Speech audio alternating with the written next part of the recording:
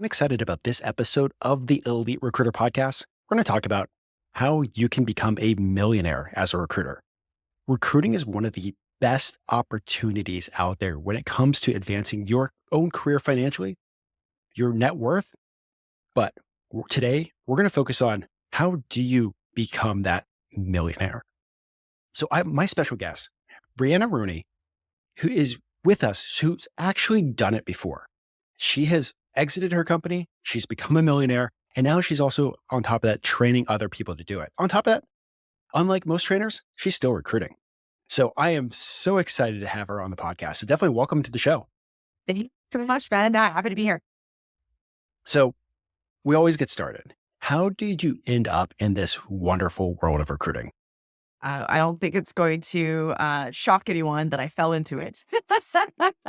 I think everyone falls into it. But super long story short, I went to fashion school. I wanted to start my own boutique and got out. I was like, I don't know, 19 years old. And I'm like, oh my God, I need money to open up a store? What? Which is super ridiculous. And so I just started actually bartending. I'm like, okay, how do I get cash fast? That was my thought process. I'm going to start bartending. That turned into way too much fun. I was like, I can't do this my whole life. This is not a good idea. Abort mission. And my friend was doing financial recruiting and I had no idea what recruiting was. It was not even on my radar whatsoever. I just wanted a sales job.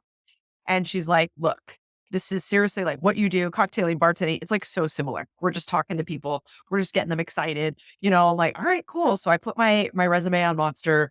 I got hit up by a tech recruiting agency and interviewed seriously the next day. Within talking to her, it was a 24, 48 hour period, maybe. It was so weird. The universe was like, hello, recruiting.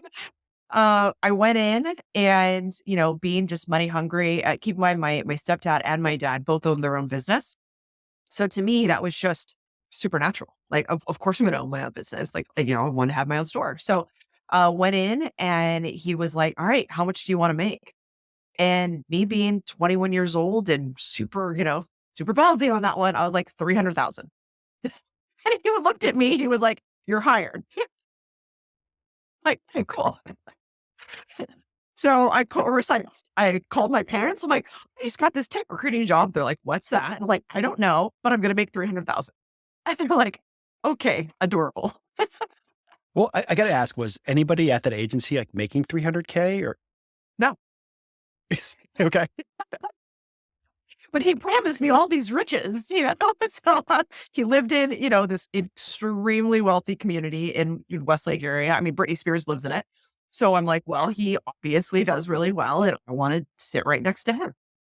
Perfect. So, yeah. And how long were you there before you made the jump to your own business? A little over a year. Oh, wow. That quick? Yeah, that quick. Okay. So you're there, you see his house. What spurred you to make that jump for your own company? Well, so I hit over 100K my first year. So, I mean, that was thank you. That was super exciting. I mean, I was so young. And it was my friends all were still going to college and stuff like that, or had just, completed it, had all this debt. And I'm like, bye, and so, something happened. So I think, you've been in the recruiting world enough where it's we're just, I mean, at that time we're just on job boards. There wasn't really LinkedIn going on. There definitely wasn't recruiter. And we're just spamming out resumes at 6:30, 7:00 in the morning, just from job boards. And then we would call the candidates and be like, hey, great news. I have this really great company, that already wanted to talk to them, right? The whole bait and switch thing. So we were kind of playing that game and it just something happened, where my manager did or asked me to do. And I'm like, no, this has to stop. This is not cool. This doesn't feel ethical to me. We're finding people jobs, so there was this big thing and her and I just butt heads like nobody's business. So I went to my boss and I'm like, this is not okay. And it was just the clash of the titans. There was just it was super confrontational.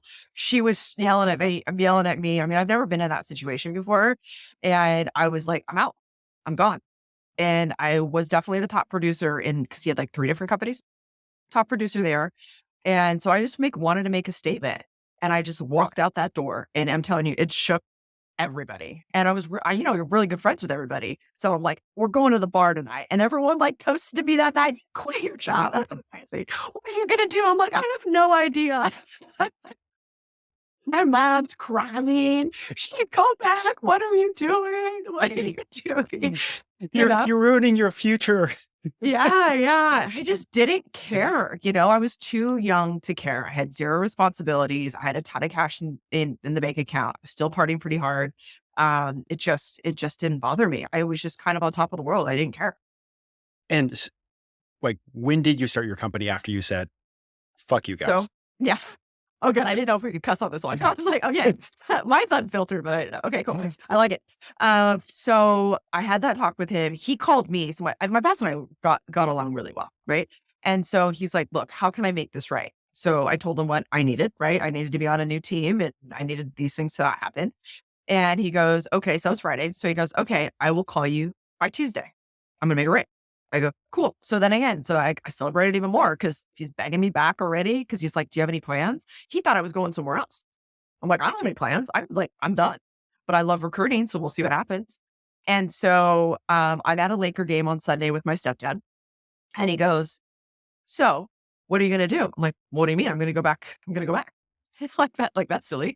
I'll probably be back in that door on Wednesday. He's like, let me ask you a question. What does he do for you that you cannot do for yourself? Wow. Chills, right? That is like nothing. He's like, well, maybe you start your own thing. So that was like that seed planted Sunday. Okay. Tuesday comes and goes. He does not call me. Boom. Yeah. So Wednesday morning, I open up my LLC. Wednesday at noon, he calls me.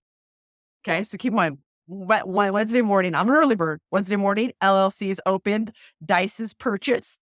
I get my database. I like all of these things happen. I'm putting in all my Macy's credit card. And he calls me at noon. I said, sorry, it's too late. I started my own industry. I'm in my own company. And that was I it. love that. Yeah. I love that. So fast forward. Was that the company that you ended up exiting and selling? Yes. How did you get to that point? How did you grow that organization to the point where you can actually exit?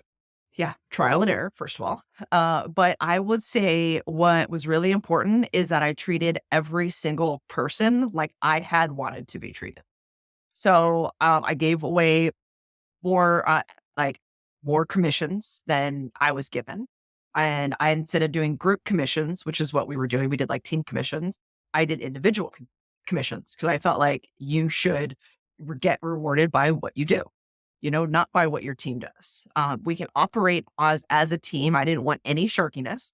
So I showed them the benefit of a team, and I definitely gave a lot of rewards for operating as a team.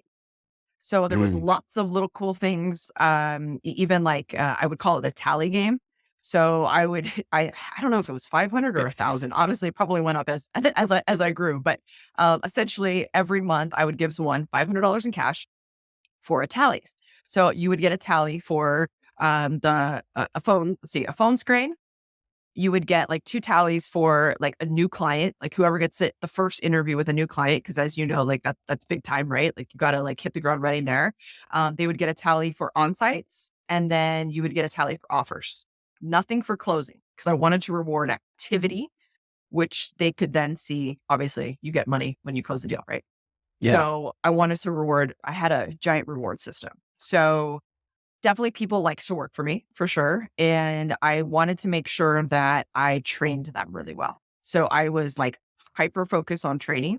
And it was more of like, like bullpen type training. You have everyone in there and you're like literally like standing right behind there. Like I'm talking to them and writing scripts down when they're on the phone. Like they would have to get on the phone like pretty immediately. Like we're calling them, and actually we had a little bit of a hazing period. I would have my manager at the time call into the newbie's phone and pretend like they were a candidate. And like they would be like, and that she put them through the ringer. Okay, that doesn't count as hazing. That counts as like that is definitely. I played college athletics. I know what hazing is. Remember, I didn't go to college. So. Yeah. Yeah, that is we'll call that new employee proper training. I like it. But you should have seen the look on their faces though. I mean, that was priceless. Okay, so I want to take a step back. This tally system. So I remember like my first agency job, and I love that you talked about the no sharkiness because I kind of said fuck it after they rewrote my territory and took away my biggest accounts. Yeah, I'm still A nice pissed at system. that. Yeah. Oh yeah, I had to train the recruiter to take it over, and she ended up hitting Oh like president of the God. club because of that one account. They took your cash cow? Who does that? That's crazy. Whole nother Oh, story. But okay. so you built out a reward system based on all the activity measures because Yeah. one of the things that people do, whatever you talk about, whatever you reward, they run after the most. Yeah. And that really is one of the biggest game changers that you had for your organization was outside of training, this tally reward system. Yes, they loved it. They absolutely loved it. Yeah. And then we also had I gave rewards or like trophies and plaques and stuff like that. So I definitely gave, plaques to my $1 million billers. They once they hit 5 years, they got an all expense paid trip. But then additionally, every single year there was top closer, top biller, because I feel like those are different, like who can close the most candidate kind of a thing. Top biller is just straight up money, clients and candidates. Who's the best with clients? Who's the best with candidates? Just stuff like that. Who's the most well rounded? We were really heavy into stats. We had full transparency at any given time. We would always have a whiteboard up with and you would go and put your deals up on the board. We had a gong, like it was very much celebratory, vibe for How sure. did you track all these data points and all these KPIs for everybody? Because I know somebody's listening to that, like, oh, yeah, awesome. But how do I actually track all this? In an Excel spreadsheet. Keeping it super high tech over here. Hey, if it works, it works. Because I guarantee Yeah. you somebody was going to hit me up and be like, all right, what program are they using? Yeah. Honestly, so like we had a database that was capable of doing that stuff, but I just had Excel sheets. Everybody had access to it. I'm not a giant fan, and this is, I don't know, this is probably controversial. I'm not a giant fan of KPIs. I feel KPIs, and again, if done the right way is good, right? But I feel like KPIs are there for underachievers. It's there to catch people before they fall. So if everything's transparent and we have everyone's tallies, so therefore we know how many interviews have gone through, we would know how many resumes, their conversion rate, all of that is on one spreadsheet that everybody has access to and everyone needs to fill out. So essentially that's kind of like KPIs. It's just, it has, a cash reward at the end. So it's a little, I think it feels a little bit different as opposed to now, how many, what did you do? You can't, you only made 74 calls a day. You have to stay until that last person connects with you. Oh God. So, okay. Another controversial. I have never cold called. Or sorry, I have not put anything towards cold calling. I haven't cold Okay. called in probably so I've done this for 16 years. I only really cold called at my agency. I didn't believe in cold call. I'm sorry, I'm at my first agency. I didn't believe it at my own. So Okay. I So never made people cold call. then what worked? How'd you get the new business? It was always email and connections on LinkedIn and stuff like that. So now I still believe in the same thing, but I do a lot of video. So like Okay. my video or the text messages, or even like the voice to text on LinkedIn, I think works just as well. But I don't know if it's because I have software engineers, but I just never found cold calling to be super effective. I mean, trust me, when I first started, I was dialing Yahoo like nobody's business. And I'd have my colleague be like, hey, call to get the receptionist. So it goes straight to the dial by name. Yeah, we used to do all of that stuff, but I would say we probably cold called more candidates than we did clients. Okay. That's fair. That's definitely fair. And I love that you're talking about video. I think video and community are the two biggest things that I think recruiters should jump on this year if they're Yeah. not already doing it. hmm And I will tell you, I've talked to a lot of high billers recently, and they're so scared of video, which is so interesting to me because it's like, man, but you can cold call like 100 people a day. Like that's gnarly. I was actually just talking with a high producer, high biller, and she's like really leaned into like the video recently. I'm like, I almost want to just like grab a few of her friends and be like, I want you guys to do cold call.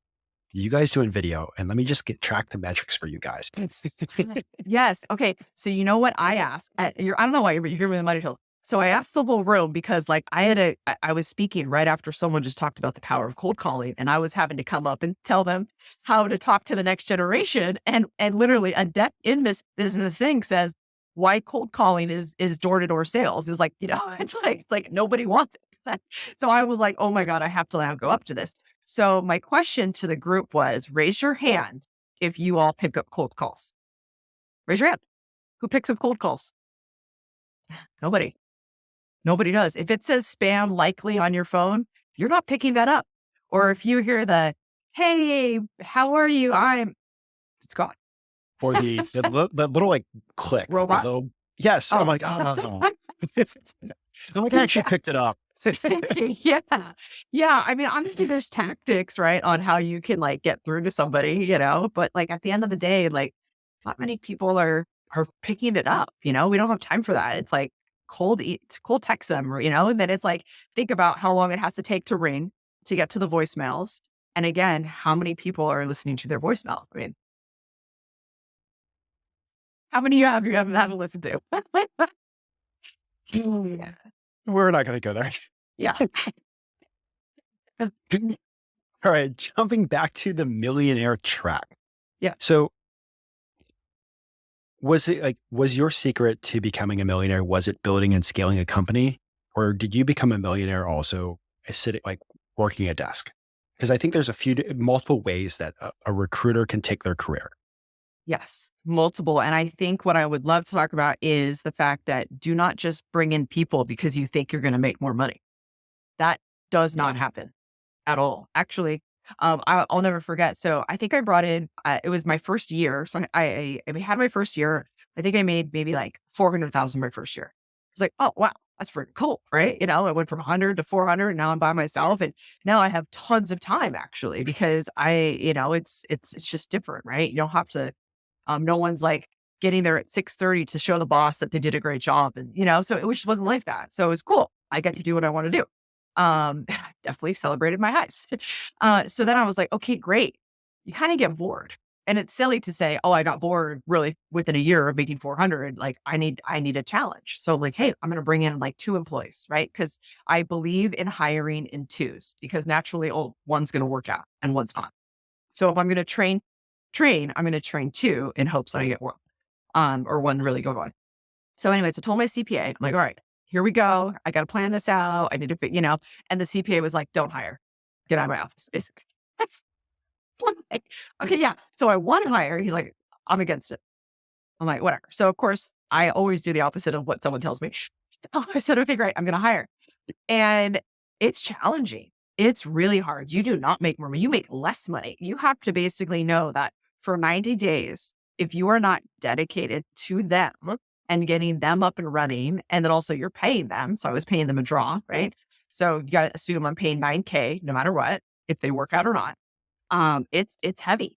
It's really heavy. And so I would say that I definitely made my own money before I hired and made plenty of it. I didn't hit $1 million billing yet until I was more of a well-oiled machine. So I definitely had a bigger team. However, I didn't give myself enough time to do that. I hired too quickly. So if I were to go back in time, I would have rolled by myself for at least 2 to 3 years. And I would have given myself time to build that, because I will tell you, like, and I know it sounds crazy, making that 400K was super simple, which is insane. But I felt like I was really good at what I did and I did not waste any time. So like I was never going to be on the phone with someone I didn't actually think I could place. And I was really good at very quickly firing clients that I didn't want to work with or didn't think I could place them with. So I would think so those are the 2 things that I would say made me really good at my job. And then also I taught myself at the agency because I kept getting kicked off of the job boards because I was the newbie. So they didn't have a seat for me. So they would just kind of toss me in, wherever. And so I ended up teaching myself how to use LinkedIn before anyone kind of started recruiting on LinkedIn. So that was, I think, also my honey hole. Now, again, that would not happen today, right? Everybody's so goddamn crowded on LinkedIn. I think for the listeners, it's like, look, like if you think that hiring is what gets you to your goals faster, like that's not true, in my opinion. I think what's true is, yeah, go ahead. So I want to ask you this because you decided to give the people a draw and a commission. Did they end up having like a base salary No, at your organization? no Okay. base. Now I Okay. know. Very quickly, I had a lot of the people who did well switch to commission because what I did on their commission sheet is I put what they currently made and what they would have made. And that killed them. Okay. Like it was like, are you joking? I'm like, yes. If you want to risk it, this is how much you can make. If you want to keep it safe, well, this is how much you made. Sorry. But I just want to like for the listeners, I feel like the world is full of recruiters or solo billers looking for a 1099 recruiter split, a recruiter that they want to add to their team that's 100% commission. But the thing that you did is you had a draw that they started out with and you had training. So there's like you're already giving it more than I feel like 80% of the recruiters out there looking to hire a recruiter. Right. I mean, that's true. So I have actually an agency that I coach, and I have been really, really talking to her about this because she has that same 1099 thing. Like, hey, you know what? I give them seats, but they're still 1099. I'm like, yeah, but there's no loyalty there. So she's like, they're not hitting their KPIs. I go, it's because they're a 1099. Like, that's why. Like, they don't care about your business like you do. You treat people like they're actually a part of a team. And I think that's when they show up for you. Because if it's like, if you're betting on them, then they'll bet on you. And like, there's like that, that synergy. But if you 1099 someone, I think you'll be lucky to get a couple of resumes, a week, in my opinion. It's because like, there's no focus there. Like, and you can't control their focus. You don't own them at all. You don't think they don't owe you anything. Like there's nothing there. So even to give, honestly, even to give a LinkedIn recruiter seat to a 1099 person, I think is really nice. Okay, cool. I just, Yeah. I always see those. I'm looking for a 1099 recruiter. And I'm like, Mhm. you got to give a little more than that. I I think so. I mean, think about all those platforms that exist. Paraform, Reflick, Recruitify, Bounty Jobs. It's like, why would they like there's so much stuff. And Mhm. also I think recruiters by nature, they don't focus, right? Shiny penny, shiny penny, shiny penny. Yeah. Squirrel, purple squirrel. Yeah, personal. So it's like if you want them to focus, you got to pay attention a little bit, right? Mhm. Got to give them more. Awesome. I agree. So like now with everything that you've learned like about all this, like you've now coached other organizations, you built, scaled, hired, fired, like you've had $1 million producers on your Yeah. team. If you were starting today, like what would you do? Go from scratch. I would definitely like who I would grab, like who I would Like hire, or how far are we going down? let's even back before you hire, like, if you were starting from scratch today with everything that you've learned, like, would you like start on the agency? Like, would you build a podcast? Would you have a Oh YouTube? Like, yeah, where would you go? Like, how would you even get started? yeah. I would go the hustler route completely by myself, and I would go to my what I call my 30-day challenge, and I would hit up 20 clients a day, 100 candidates a day, and I would do that for 30 days. That's exactly how I started. That's exactly how I would do it today. It's exactly how I teach today. Because I probably wouldn't have any tools. So I think what's interesting, I know. So when people come to the program, they're like, great, how much do I need for tools every single month? I go, we're not doing tools right now. You got to learn how to do it first. If you don't know how to do it first, then what are these tools going to do? Like the tools are only as good as you are. So if you're really good, then those tools are going to be like badass, right? So I probably wouldn't even grab any tools. I'd probably keep it just with like LinkedIn Recruiter. I mean, I do love sequencing tools. So it's like I'd either get like, Recruit CRM or Recruiter Flow, one of those that have the capabilities, of the email sequences. It's a really lean. Those are both lean ATSs. So I think that's what's really important to me. So like, for example, you'll never see me get a bullhorn. Bullhorn has too many bells and whistles, in my opinion.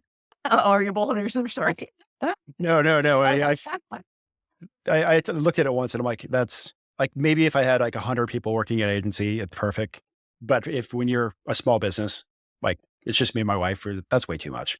Yeah, I think it's way too much. Honestly, I am probably my most efficient, and this is, I know, crazy. I have a candidate tracker in addition to an ATS because that to me, it keeps it honest with my pipeline based on my clients. Mm. And what happens is nothing falls through the cracks. So I know there's tons of different ways you can put projects on LinkedIn or you can hook it up with your ATS. There's so many things you could do, right? However, think about how many times someone gets back to you that didn't send you their resume. And you're like, who was that person? Who was that person that didn't send me their resume? So it's like, I think everyone has to just kind of find their own flow. So for me, that's like, I have a tracker for everyone that's supposed that like I got interested, but maybe hasn't quite converted. And I just copy and paste their LinkedIn URL and just very quickly say something about them. Are they staff level? Are they VP? Are they junior? Are they super well educated? Like something that will like spark my interest. Where do they work? And I kind of just jam that way. So yeah. So if I were to start, I would start insanely lean. I would not buy all of these things. I would not sign contracts. I would just jam on it. Yeah. Heads So down. go back to this 30-day challenge. Mhm. Like one more time, what is this 30-day challenge that you're sitting there talking about? So it's literally just you putting your head down and hitting numbers. So it's 20. So you have to reach out to 20 clients a day, but keep in mind every 2 days you reach out to them again. And in my opinion, you have to reach out to them 7 times. Okay. So then it snowballs, right? So you got to think like, all right, 20 people today. Here's another 20 on Tuesday, Wednesday. Technically it's 40 people, right? Because there's the 20 cat follow up and then there's 20 more. So it gets super, super, super heavy. But it can be done. And the reason why I still do 100 candidates, even without clients, is because I'm kind of putting it out in the universe that these clients are going to get back to me and I'm already going to have candidates for them.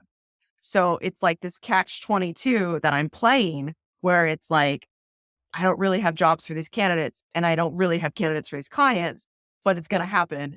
And I can't like not operate in that manner. Right. Because if I do all of this biz dev, then what am I going to go scramble and go get candidates? You know, there's like that fine line. Cause I always get asked what comes first. I said, in my opinion, they come at the same time. You do them at the same time. And yes, it feels like, I will tell you, like the first couple of weeks kind of feels like anxiety filled because you got all these candidates getting back to you and you don't really have anything for them. And you're like, okay, how do I do this? But if you're doing biz dev and candidate outreach for the same exact niche. So for example, I do engineers, right? So let's just say I'm trying to get, I don't know, Python engineers staff level. All of my biz dev is for Python staff. All of my candidate outreach is for Python staff. Right. So it just kind of comes together. And then Okay. maybe like the next week, I'm tired of Python staff, right? So the next week I'm like, all right, I'm going to do data scientists for week number 2, so here's all my data scientist stuff, so, and then I pick the companies that like I'm super jazzed about. Cause actually when you're doing biz dev, it's like, you have companies that you're like, ooh, if I could get into this company, I'm like, I love this company, so I'll kind of pick 3 companies a week that I'm super jazzed about, come up with quick mini pitches. And that's what I'm sending to the candidates because I feel pretty confident I'm going to get into those 3 companies. I love that. It's there. You're making sure that everybody's working on the candidate side and the BD side. And I think those are like really solid numbers to get yourself off the ground. Because there's so many times I've talked to recruiters or recruiters have reached out to me. They're like, well, I just got my business started. I'm like, what'd you do this week? Well, I've worked on the website. I've Oh, worked on the copy. I've worked, and I'm like, all right, how many years have you been in recruiting? You worked at an agency. Like, what did you do at the agency? Were you working on the website there? No, I was calling and doing BD. And I'm like, make that the most important thing. yes. You are giving me the money shills yet again, because again, I can't even tell you how many people in my program are like, hey, can you look at my website? Hey, what do you think about this logo? Do you think I should tweak something on the logo? I'm like, do you have paying customers yet? You do not. This does not matter. Like I keep telling them, I said, do you know how hard it is to drive traffic to your website? I've been trying. I'm trying to sell courses in my sleep, right? So it's like, I'm trying to drive traffic to there. It's hard. You know? Like, so nobody goes to your website. Sorry. Like the only thing maybe I would care about is like a one pager to have like your services, like if someone wants to look. But honestly, again, it's like, it just takes you getting out there. Drives me crazy. I think you just said it perfectly because like there's quite a few, like when you get started, you're like, oh man, everybody's going to be looking at my website. And I know we're running down a rabbit hole with this, but think about this, like with this podcast, I'm like 140 something episodes in and people are just now finding it. That's 3 years of creating content. Yes, it's hard, right? So, I think I mean, yeah. I think I had two conversations today. They're like, they just found your podcast. It's awesome. I'm like, 3 years of work. So think about that. When you're building a recruiting business, it could be 4 to 5 years before somebody's like, hey, I found your website.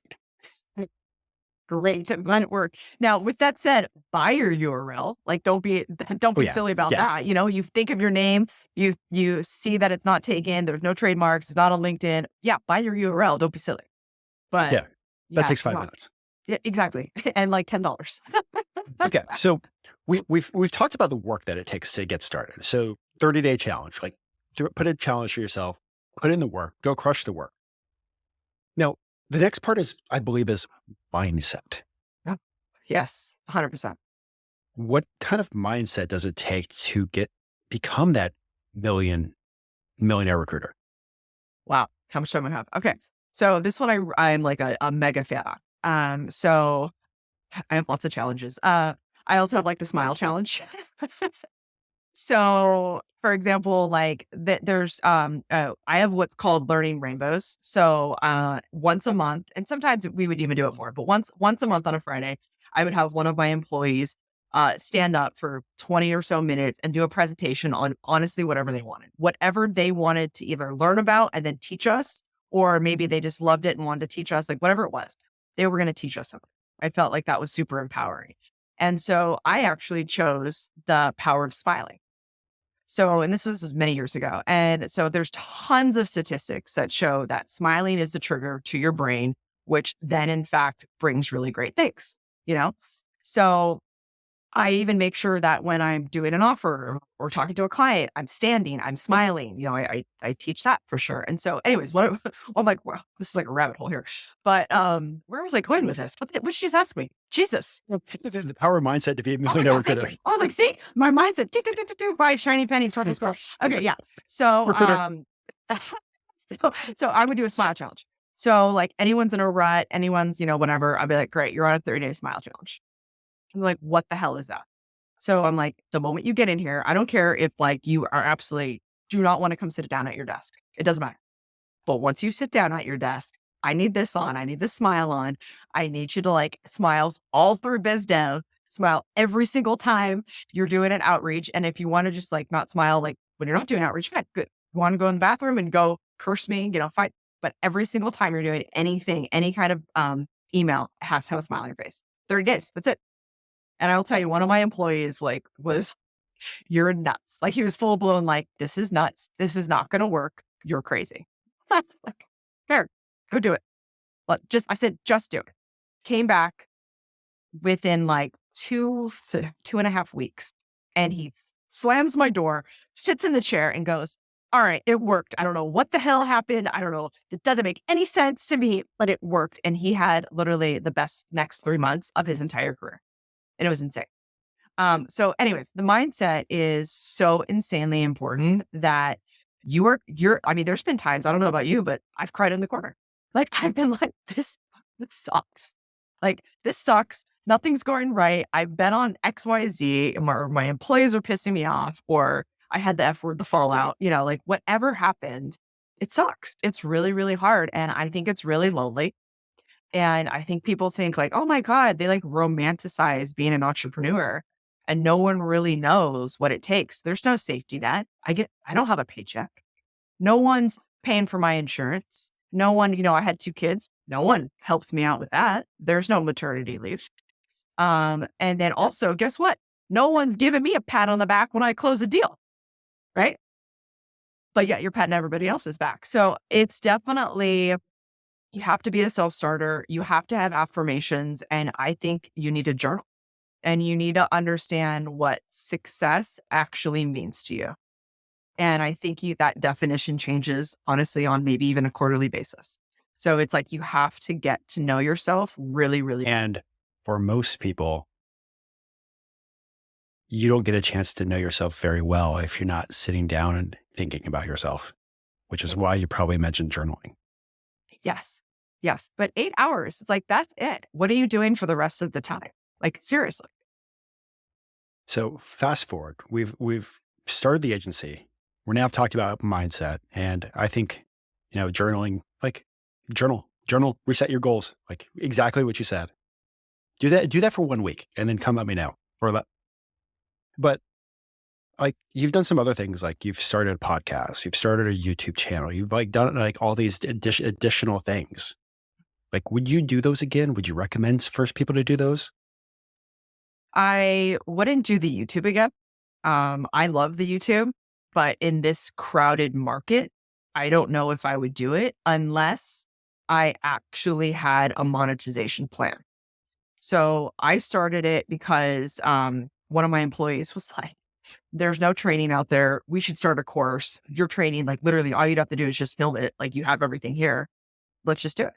And so he hassled me. I finally did it. And that's why it was born. Literally, it was not, like, yeah, I love to teach people, but it was done to do this course. Now, it was all organic. We didn't put any money. I mean, we didn't work. I didn't really believe in it. There was no one out there that was doing it as far as recruiting goes. Right. And I was like, oh, no one's going to come see this. This is crazy. Right. So back then, I wish I would have known how powerful it was and I would have monetized the crap out of it. I would have probably had someone come and edit and still to this day, like I don't actually have a firm that does this stuff for me. So I think that I would have taken advantage of that back then, but right now it just feels really, really crowded. And I think recruiting's so niche and it's getting beat up that I don't know if I would start that today. I think I would just focus, put my head down and just, put the pedal to the metal. Okay. I think that I don't see like, I'm not getting money from it, right? Like now I coach and do courses. And so people find me that way. So that's kind of set up, which is nice, but I wouldn't do that today. Podcast, again, it's like if it depends on why you're starting the podcast. Is it your escape? Because what's great is like sometimes I get on the podcast. I don't know about you, but I'm like, cool. I like jam. I get pumped up. I get to talk to guests. I talk to Taylor. It's kind of like the fun part of my job. But again, at the end of the day, I'm not getting paid for it and it's a lot of work. So I'm not really sure again if I would start that again today. I think again, there's a lot of people who do a really great job and don't have any of these things. So I probably wouldn't. Yeah, to answer your question, I wouldn't. I would focus really, really highly on my LinkedIn. I would probably start doing like all of like the top voices, like the collaborative articles and stuff like that. I would still do, but again, I wouldn't be hyper focused on it. The, Not it. those top, those top voices banners, do they even do anything? You get to put it in your bio. I mean, I don't know Okay. really what it does, to be honest. Yeah. I've had a few of them. So it's like, I don't know. And they don't even let you put multiple ones on there. So I'm like, why am I even answering these things? Because I haven't even touched one of those things. I get the invite like weekly, like come be part of this. I'm like, no. Yeah. Yeah. I mean, the only thing that would interest me, like LinkedIn wise, is like, I would actually be interested in being a LinkedIn instructor just because it's something I've never done. But as far as like an agent, if I could start an agency, I'm like, I want no part of this stuff. Like, So yeah. you're saying all these like these things that are cool, like a podcast and a YouTube and all that stuff. Like you probably shouldn't even like touch them until you've become a big biller, like 400 or 500K. 100%. 100%. I would never touch it. Never. It's distracting. And there's literally no focus. And what are you doing it for? Is it ego? Like what is it for? Like, I think that's like the big giant question. What exactly is it for? What if they're doing it for an industry focused podcast, Yeah. which is really just it? So, yeah. So what I think does really well is if you're inviting who you want to be your clients onto your podcast, so Biz Dev Purposes podcast. Yeah, for sure. But I think there's plenty of podcasts on there that are so surface level that it's like, who's listening to this? Why are we listening to this? Yeah, I'm a huge fan of like the industry podcasts. Because of this podcast, I had to shut down my industry podcast, but I call this like my happy hour. Right? Yeah, exactly. It makes you happy. I get it. Like, this is my happy hour. This does help us win work, but Yep. it not as much as a industry focused podcast would. So I just, it's people like it also have just started out their company. They're like, I need to start a podcast too. So that's why I wanted to ask that. Like, start doing that just does not have the immediate ROI, the intermediate ROI, or the long-term ROI that you need for your recruiting business to become $1 million biller. Yes. Now, something that I would do again, and I still do today, is I would make sure you're getting featured in articles. So there's, I think it's actually called, there's featured and there's Haro, which is Haro. And essentially you just say like what you like to talk about, and you'll get a daily email of all these different subjects, and it will tell you who the publication is. So this is how you get featured on Forbes, for example, or Business Insider, or whatever you want built in, whatever you want to get featured on. And you answer a question. You answer a question, you set in your bio. And then what's really cool is the reporter will publish your industry expert words in these great articles. So now all of a sudden your clients and candidates are like, oh, this person actually knows what they're talking about. So I find that to be super powerful. And it kind of gives you that voice without having to try too hard, and it actually you get to answer some questions that people actually want answers to. That's great. I haven't heard somebody talk about that in forever. So thank you for bringing that back up. Yeah. So, and here's kind of a question I have. Like, as you were growing your company, did you have a coach in your corner? Yes. Okay. So not as I was growing. Sorry, I love this. Um, Not as I was growing. I wish I grabbed a coach pretty much the moment I started. I wish like I could go back, or maybe like a year in, right? Because the year in, you're really, really grinding, right? Hopefully. But I wish I would have maybe that first year and so on. But I probably was 5 or 6 years into my agency and I grabbed a coach. And the coach, actually, it's funny. I've grown out of this coach. I have another one. But this coach really helped me with emotional intelligence, and really kind of setting like what I wanted to do. This coach got me out of the day to day and into the actual seat of a CEO. And now the interesting part about that was I didn't enjoy it. I'm definitely a doer. I like to recruit. I like to be in the bullpen. So when he actually was like, well, you know what? Maybe you should get a CEO for your own company. And I was so insulted. I was like, how dare you say that I can't run my own company? I ran it successful for 5 to 6 years. It was that ego moment. And so I was like, I'll show you. I'm going to get into this CEO seat. So I took myself out of the bullpen into my office and I cried every single day for a week because I hated it. Yeah. So, yeah. And, I ended up getting who I call it my number two. Like she was like, just really like she was leading, managing, helping me with all these things. I ended up getting her coaching as well. So we would have a coaching session together. And then I was like, I need emotional intelligence training. I saw how much of an impact it had on my personal and professional life. So then I got my whole team emotional intelligence training every Friday for 8 weeks for like 4 hours each time. Like it was heavy. There was so many tears, I can't even tell you. And there were so many people who came in my office and was like, I can't believe you did this to us. Like, because I opened up wounds, right? Emotional intelligence training opens up a lot. Like it's very emotional. And so all these people started getting like therapists and stuff like that. Flash forward to a year, they all thanked me. Okay. So like we definitely were a better team for it, but it's heavy work. It gets worse before it gets better. But anyway, so then I had that coach. I did really well. I saw a lot of great things and then realized not that I was bored in those sessions, but I just felt like I had reached a growth plateau. And I think you're supposed to. So I grabbed another coach, which again, talk to coaches, right? Talk to these people, see if they're on the same page, see what they've done, I think is really important. And like, why are they coaching? Because I think there's a lot of coaches, there's a lot of trainers out there who haven't really walked the walk. They can talk the talk, but they're not walking the walk. And so it's like, for me, that was really important. So now I have this really great badass woman coach.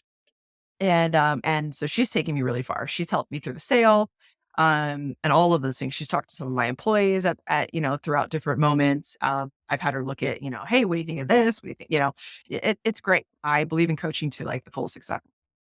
So it's one of the things I see with a lot of high performers and even the businesses that grow is there's a mentor or a coach in your corner. You have to. Yeah. Because like I said, it's lonely. It's lonely and it's like, who are you going to talk to? Now, it's crazy because you and your wife are in this together. So I can only imagine the dinner table combos. You like need a mediator maybe. But yeah, I mean, like it's even being my significant other before was not a business owner. And so it was like kind of challenging to even talk to him about it. Now, the one I'm with today is a business owner. So it's like we get to jam out and have like those vent conversations or like, hey, I need affirmation right now. Give me something good. I need to go get picked up when I go to get work, So But even that, like, you don't want to rely on your significant other to pick you up. You got to, I coach. I used to coach, go to my coach once a week. I now am at the point where I can go every other week or maybe once a month. It kind of depends on what I'm going through at any given moment, but it's great. And I think that people should know you can get a tactical coach, or you can get a mindset coach, or you can get a coach that does both. So, and I've done all of those. So it's great. That's awesome. Well, before we go to the quickfire questions, is there anything else that you want to share?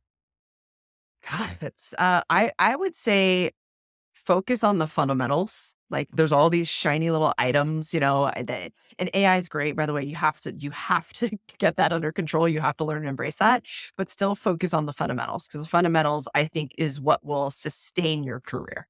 Like, maybe you could get something in play that can put it on a high real quick, but those highs in recruiting, I mean, then, like, those don't last too terribly long. No, they don't. So, Well, I mean, awesome. Awesome. Jumping over to the quickfire questions. What advice would you give to a recruiter that's actually just getting started in this industry this year? ooh, fun. Well, niche, of course, you have to have a niche, like, and sometimes your niche finds you. And I think the way that it finds you is through your business development. So kind of what I was talking about with the 30-day challenge is like, hey, just you pick the first niche, right? And then kind of go down and see who gets back to you. I think that first and foremost.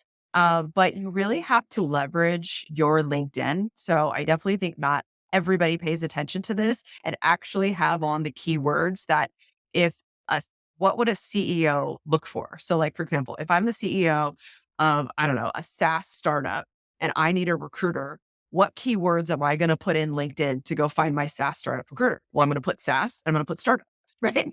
Like, I mean, immediately. And there's other things, right? But, like, make sure that you have that stuff on your profile. Like, you're very easily found. There is organic business, and you don't have to be so wordy. Just get straight to it. So I think you need to find your voice, find your why. Why do you do this? And not just, oh, I want to help people, I'm a matchmaker, I want to change people's lives. Like, we all say that, right? And that's all true. But what really, like, let's really dig, like, what are you different? Why are you different? I think that's super important. Sorry for, you can see this on video, but you can't see that on the audio if you're listening to this. But I started laughing because when I first got into recruiting, my first like 2, 3 months, I was like, we're here to help people. And I almost got fired because of it. They're like, you suck at recruiting. Like, you absolutely suck. I got pulled into a room and said, like, nobody wants you on their team. Oh my God, that's a story. So I love that, like, you're talking about finding your voice, but also highlighting the fundamentals too. So thank you for that. Yes. But same question, but for somebody that's been around the block like 5, 10, 15, 20, 25 years. I mean, I'm almost 2 decades into this space now. What advice would you give for somebody that's been recruiting to be or get successful and maybe even hit that millionaire recruiter mark? Ooh, I love that. Okay. Now, uh, technology. So now I'm gonna go to, like, the chat GPTs, of the world and all of that AI stuff. So I believe that there's a lot of stale agencies that aren't future focused. So, now we're gonna have to talk to the next generation, right? So how do we talk to the next generation? Like, we've been really successful, maybe talking to 40 to 50 to 60-year-olds. Well, guess what? Pretty soon, if not happening now, we're gonna have to start placing 20s to 30s, and now they're also our hiring managers, right? So you have to have different tactics and techniques. And I think that recruiters that have been in the business for a long time are perhaps used to talking at people, or being long-winded, or holding back the jobs and the companies, in that first message. Whereas the next generation, they want things now. Like, they want video. They want something quick. Like, they want missions, driven stuff. So it's like, how are we going to talk to them? How are we going to relate and our clients and jobs to that? And so I think future focus is super important. And it doesn't matter. Like, I think about, my old boss, like, he would always say, well, in my day, I had a Rolodex. I didn't have the beauty of LinkedIn. It's like, great. I could say the same thing, right? Oh, in my day, I had Dice and LinkedIn, and I didn't have LinkedIn Recruiter, So it's like, well, that's not stopping me, right? Like, I now would never have a job board. I would now never cold call. I use LinkedIn Recruiter and other sequencing tools, right? So it's like, you have to keep moving and morphing and changing. And I think that you get like really stale. And, as we saw with a lot of companies, we took the pedal off biz dev because we were so busy. So it's like, let's rethink that. Like that will come back, right? So are we going to take our foot off or what are we going to do? Are we going to maybe have more contractors or are we going to grow a bigger team? Are we going to unite with other agencies? Are we going to, so I think we have to start thinking about the busy times, even though it feels like, well, what do you mean? Like it's still not insanely busy like it was, but it will be. So you have to be ready. The ebbs and flows. Yeah. Absolutely. Constant roller coaster. Okay. So what's your current tech stack? Okay. I got all sorts of stuff. So I'm looking at my screen. I'm like, I'm going to forget something. So, obviously I've got the ChatGPTs, the Grammarly's, the Calendly's, Loom, because I do a lot of videos. Because then what's great is there's a lot of AI there too, and I get to know when they look at it. I do Veed.io, which is super easy editing tool. So I do Vizard for any kind of shorts, however you want to do that on the platform. I do read.ai, like when you're in, it does your notes for you, Canva, of course, is my most, it's honestly like it makes you feel like, oh man, I'm nailing this. My brand is strong. It's easy. Vizard is also something I use. And then most of the stuff's free, by the way. Vizard I use, and that takes your videos and cuts it into like just really cool shorts again for LinkedIn, YouTube, whatever you want to do. And my new favorite tool is Pager, and they're from the UK. Have you heard of it?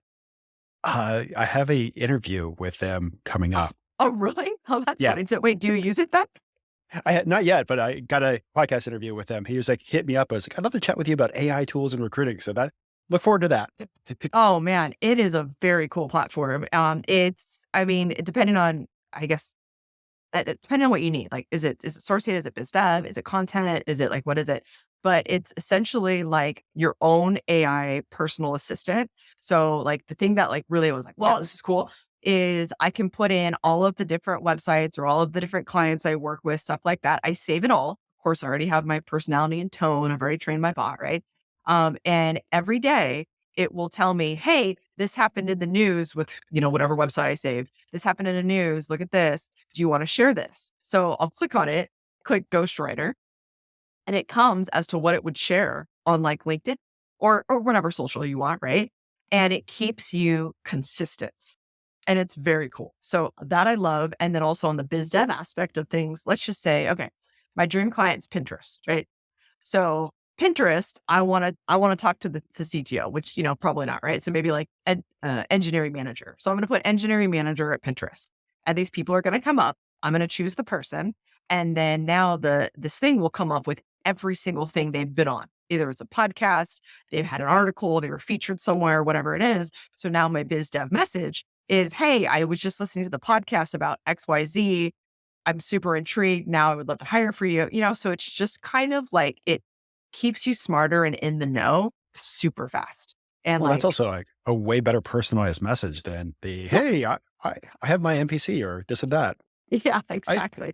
He gave me a tour. I don't know if you heard of know of a program called Taplio at all, Tableau. but it's like, I was just like, this is like Taplio on drugs. And Taplio is like a LinkedIn, like get yourself out there kind of thing.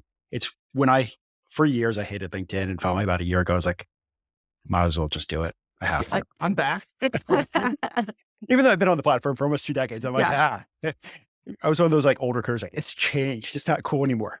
Yeah. Freaking influencers, but you got to play the game. I hear you. I hear on all those sides. Yep. No, that's cool. Yeah. So interview coming shortly with per pager. So stay tuned for Very that. cool. Yeah, I like it. What has been a book that's had a huge impact on your career? Oh, 100 Times Leader. Why? Because it was essentially the emotional intelligence behind leading. So it was like, be a leader worth following. And I've actually read this book maybe almost 3 times at this point. I ended up stopping, but it helped me professionally and personally. So I happen to love books that can do both sides of things. So it helps with like triggers, and it helps to watch from the balcony. So it's like, you're not in it, you're not emotional, you're not making those like, crazy decisions really fast. Although I still do that. It's more of like, I'm sitting from the balcony with my cocktail, watching what's going on. And now I'm going to make a decision because now I see things clearly. So it was a game changer for me. That is awesome. You've quit your first job. You pretty much said, fuck off. Yep. You grew your own business. You've had it's the recruiting. So I know you've had a lot of ups and downs, Totally. lots of lessons learned. What do you think has been a huge driver for your own personal success? Oh, that's interesting. So it has changed. So initially it was just like, I'm going to make as much fucking money as I possibly can. And I'm going to show everybody you don't have to go to college to do it. So it was kind of like almost a chip, you know? Um, and then it became, you know what? I love things.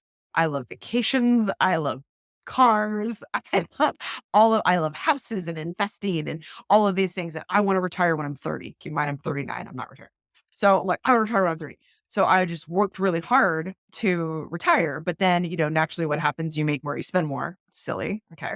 And then I had kids. And there is no better driver than having kids. Then I got divorced. So I'm like, all right, single mom in it, right? Single mom, so much pressure. I got to make sure that nothing changes, right? They don't feel a change. We still have the same life. So then it changed to time. I want time. Time you cannot get, right? But what gives you time? Money.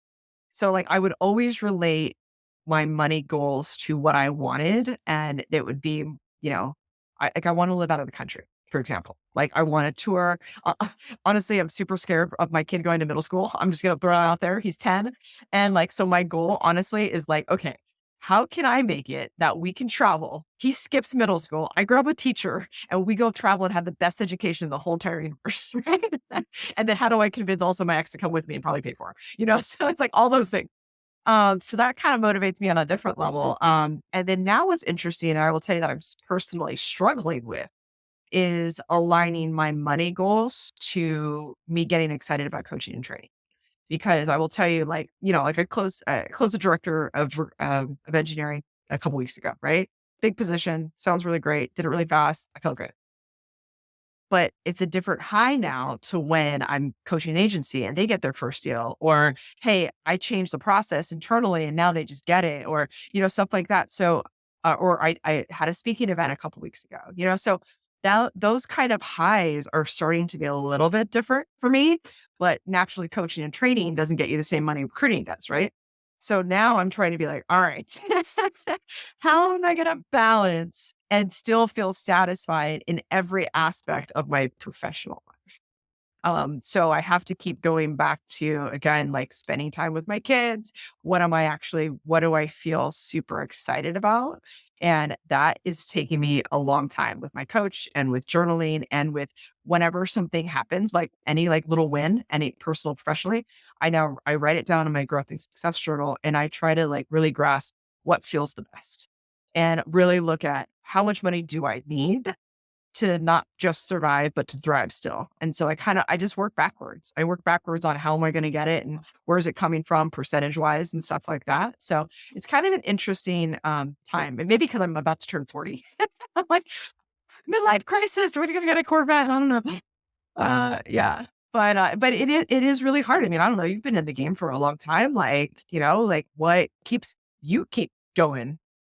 I mean, don't laugh at this podcast. I mean, there are times where I'm just like, hey, I'm done with recruiting, but recruiting's great money, but now it's the sharing the stories while also making the placements. And also maybe I just need to move overseas too. I've lived in Southern California my entire life, and I am like, I feel like a caged animal. Like, like that's the best. And again, everybody loves Southern California. Everyone wants to move here. Whatever. So I'm just being a baby. But yeah, We, we, I need change. we probably spend on average, about 2 months in Europe per year. Amazing. So good. That's so good. You know, Yeah, and I get stagnant really fast. so that kind of also goes into like a question, like when you were first like getting started, like how were you holding yourself accountable those early days? Mm. So I wanted to make sure that I closed 1 to 3 deals a month.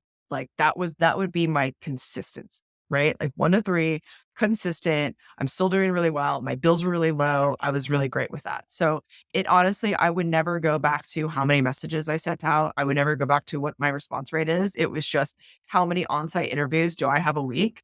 Because I would know that that's 50% closing, more than likely, right? Knock on wood, if I had the right clients. So I think that's the way I did it is I would pick how much money I wanted for the year. So let's just say like, I'm like, I'm going to hit 600,000 this year. I'd have 600,000. I knew exactly how much I needed to close per month. And I knew exactly how much my average deal was because I always kept track of that. I kept track of everybody's, every deal I had. I didn't just say, this is how much I got. I had their salary. So I always knew salary wise, what was the average this year? So what was my average placement? How many do I have to do to get 600,000? And my commission sheet worked backwards.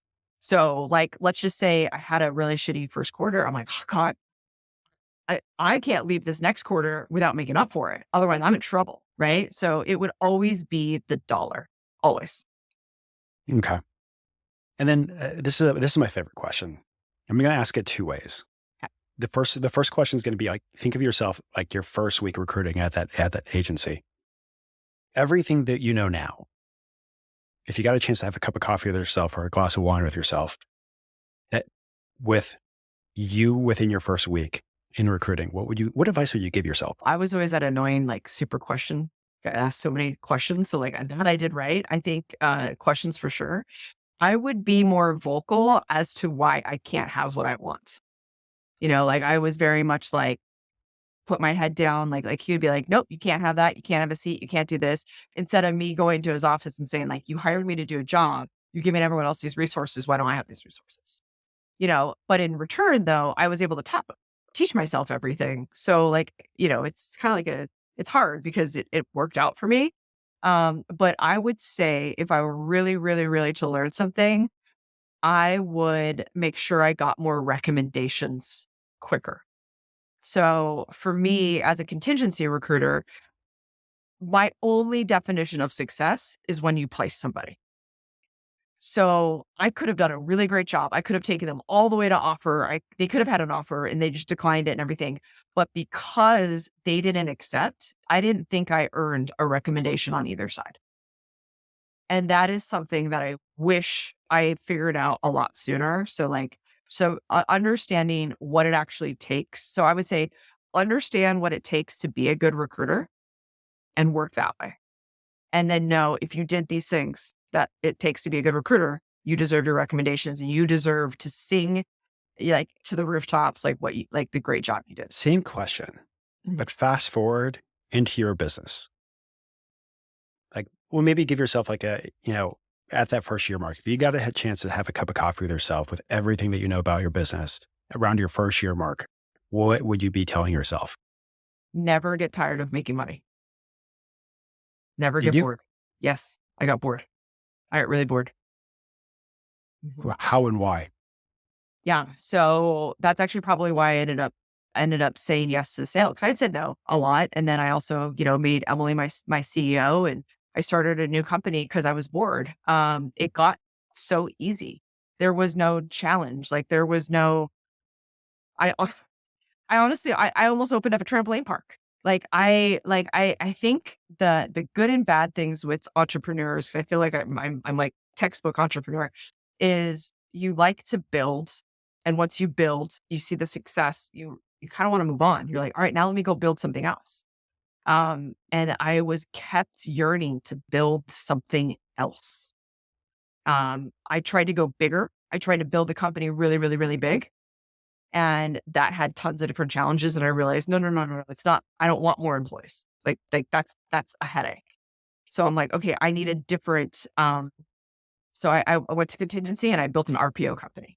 So I'm like, no, I just need a different business model. I kept chasing a high and I didn't know why or what it was or what I needed, but it was like, you kind of get to, not that I, no one like too much money is too much, right? Like, cause there's tons of things you can do to it. So like, as I reflect today, I'm like, man, I wish I didn't get bored because what I would have done instead is I would have started charities. I have tons of different charities that I want to do. I want to do a future entrepreneurs group with my son, like, 10 years old. I want to start those kind of groups. I want to do it for women. I want to, so like there's lots of things I want to do that I could have used the money for and not have been bored from making it. Like, how silly is that? Like, honestly, as I say it out loud, I feel like a complete idiot. But I have to tell you, like, that's exactly what I would tell myself is there's nothing boring about making money. There's all sorts of cool things you can do with it and all sorts of ways you can excite yourself, but it does not have to be an actual company. It could be with your time. And many times that time requires money. Right. Yeah. Like 1,000%, 1,000%. And I also think that, I mean, something that's near and dear to me, and I don't even know what I'm going to do with this thought. I randomly buy URLs. Okay. And it's called Founders Break. So God knows if I do anything with it, but it's called Founders Break because I definitely think there comes a time where you should allow yourself to take a break. And like, for some reason, I fear being lazy, which is crazy because I've never been lazy in my entire life. So I don't know why I fear it so much, but like, I never thought that that was okay. I never thought like it's okay to go like sit down and have a lemonade outside, like that's just not me. So, but it should be because I just kind of ran myself into the ground, and then I got bored and then, and I did all of these really awful, dumb, silly mistakes after I sold. So founder's break is something that I think that no one talks about what happens after the sale, mentally or anything. So give yourself a break. Breaks are definitely needed. Mhm. Go to France for a month. I'm into that. Bye. I got some recommendations. We love Bordeaux. Love it. So before I let you go, how can the listeners follow you? Yeah, of course, LinkedIn, Brianna Rooney. But I've got the Millionaire Recruiter YouTube channel, and then Thriversity.io is where all like my courses live. And I have the coaching through the millionairerecruiter.com as well. So I'm definitely focusing a lot on training and courses and kind of I would say building the next generation of recruiters and recruiting agency owners is something that's important to me because my legacy, and I don't know how you feel about this, but like I feel like my legacy is trying to make the world, understand why recruiting is so great, right? Change the world, the way the world views recruiting is essentially the tagline, right? So and it's a heavy lift. And, I think about one, how old I am and how long I want to work. And to me, retiring means you don't have to work, you choose to work. So that's kind of a different thing. So in my opinion, I'm like, look, I got like 5 really, really great years that I'm going to still put my head down and hustle and do all these things. And I want to leave the recruiting world at a really good place. And that's the mission on both sides. So Well, make sure to hit that follow button. Now, before I let you go, is there anything else you want to share with the listeners? I feel like we talked about so much. But now it's feeling like, whenever you go into an interview, it's like, you better have 5 questions to ask because if you run out, you're in trouble. No, I would just say like something to leave with, and this is not of a negative thing, but it's like, look, the recruiting world is hard, right? And sometimes it feels like it's a thankless job.